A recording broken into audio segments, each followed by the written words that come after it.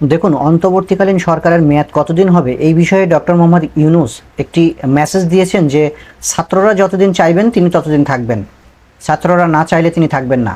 কিন্তু প্রকৃতপক্ষে এই অন্তর্বর্তীকালীন সরকারের মেয়াদ নির্ভর করে বাংলাদেশের রাজনৈতিক দলগুলোর উপর। বাংলাদেশের রাজনৈতিক দলগুলো যদি চায় তাকে সময় দিবে বা এই অন্তর্বর্তীকালীন সরকারকে সময় দিবে, তাহলে তারা পরিপূর্ণভাবে তাদের কাজগুলো করতে পারবে। কিন্তু বাংলাদেশের রাজনৈতিক দলগুলো যদি তাদের সময় না দিতে চায় তাহলে তাদেরকে থাকা সম্ভব না। মূলত এই অন্তর্বর্তীকালীন সরকারটি গঠিত হয়েছে কেন?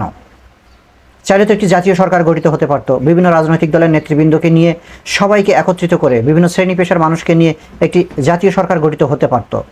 কিন্তু সেটা না হয়ে একটি অন্তর্বর্তীকালীন সরকার গঠিত হয়েছে, ছাত্র জনতার সরকার গঠিত হয়েছে। এবং যখন গঠিত হয়েছে তখন কিন্তু বাংলাদেশের সকল রাজনৈতিক দল আকুণ্ঠ একটা সমর্থন তাদেরকে দিয়েছে, অর্থাৎ সবাই সম্মিলিতভাবে তাদেরকে সমর্থন দিয়েছে বলে তারা এই দায়িত্ব গ্রহণ করেছে।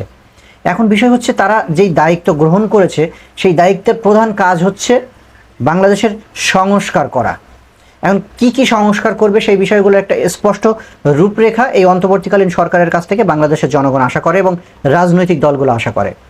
তবে তাদের মুখ থেকে যেটা ব্যক্ত হচ্ছে, তারা যেটা বর্ণনা করছেন যে বাংলাদেশের প্রত্যেকটা বিভাগ, যেমন আইন বিভাগ বলেন, বিচার বিভাগ বলেন, নির্বাহী বিভাগ বলেন, সকল বিভাগ কিন্তু ইতিমধ্যে ধ্বংস হয়ে গেছে। ভিতর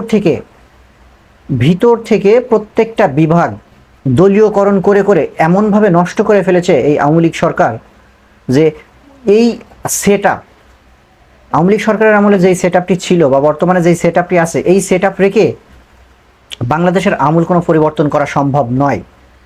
এখন যদি সংস্কারের কথা বলেন তাহলে হয়তো একজনকে বাদ দিয়ে, দুইজনকে বাদ দিয়ে বিভিন্ন পদ প্রমোশন ডিমোশন করে একটি সংস্কার করতে পারে, কিন্তু আলটিমেটলি সংস্কারের মধ্য দিয়ে যেই কাঙ্ক্ষিত বাংলাদেশ, এদেশের মানুষ যেই বাংলাদেশটাকে স্বপ্ন দেখে, ছাত্র জনতা তাদের বুকে তাজা রক্ত ঢেলে দিয়ে যেই নতুন করে দ্বিতীয়বারের মতো বাংলাদেশকে স্বাধীন করেছে, সেই স্বাধীনতার প্রকৃত স্বাদ তখনই উপলব্ধি হবে যখন নতুন করে একটি নতুন বাংলাদেশ বিনির্মাণ করা সম্ভব হবে।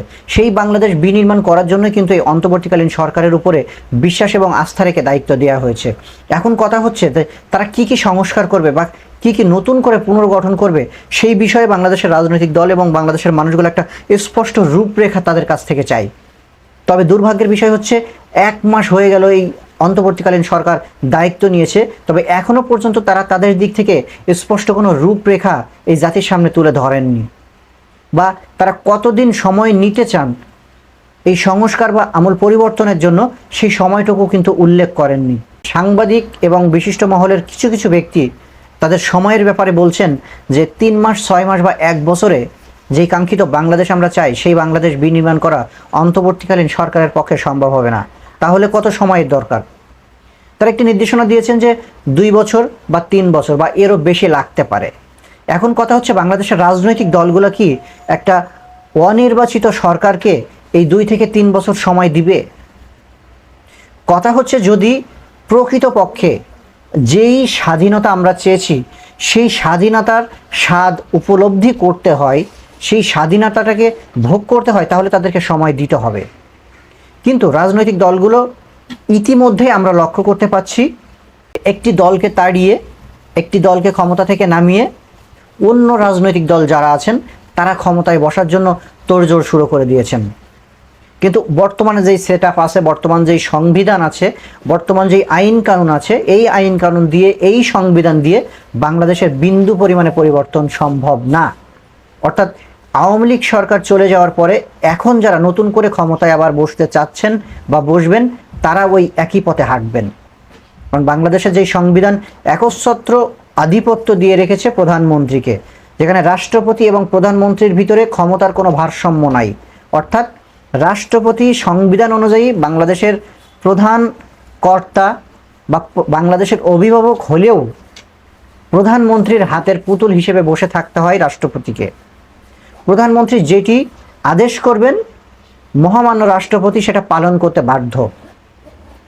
বাংলাদেশের সংবিধান অনুযায়ী রাষ্ট্রপতির কাজ হচ্ছে 2টা, একটা হচ্ছে বিভিন্ন অনুষ্ঠানে গিয়ে বক্তব্য দেওয়া, দ্বিতীয় হচ্ছে শপথ বাক্য পাঠ করানো। এর বাইরে সংবিধান অনুযায়ী বাংলাদেশের মহামান্য রাষ্ট্রপতির কোনো কাজ পরিলক্ষিত হয় না। এখন বাংলাদেশের রাজনৈতিক দলগুলোকে সিদ্ধান্ত নিতে হবে আসলে তারা কি চায়। যদি মন থেকে একটা পরিবর্তন চাই, একটি বসবাসযোগ্য বাংলাদেশ চাই, যদি সকল কাঠামো সকল সেক্টর পরিবর্তন করে নতুন করে ঢেলে সাজাতে পারে অন্তর্বর্তীকালীন সরকার এবং সেই সময়টুকু তাদেরকে দেওয়া হয়, তাহলে প্রকৃতপক্ষে এই ছাত্র জনতা বুকের তাজা রক্ত ঢেলে দিয়ে যেই কাঙ্ক্ষিত বাংলাদেশের প্রত্যাশা করেছিলেন, যেই দ্বিতীয়বার মুক্তিযুদ্ধ করে স্বাধীনতা অর্জন করেছেন, এই স্বাধীনতার প্রকৃত স্বাদ তখনই উপলব্ধি করতে পারবে।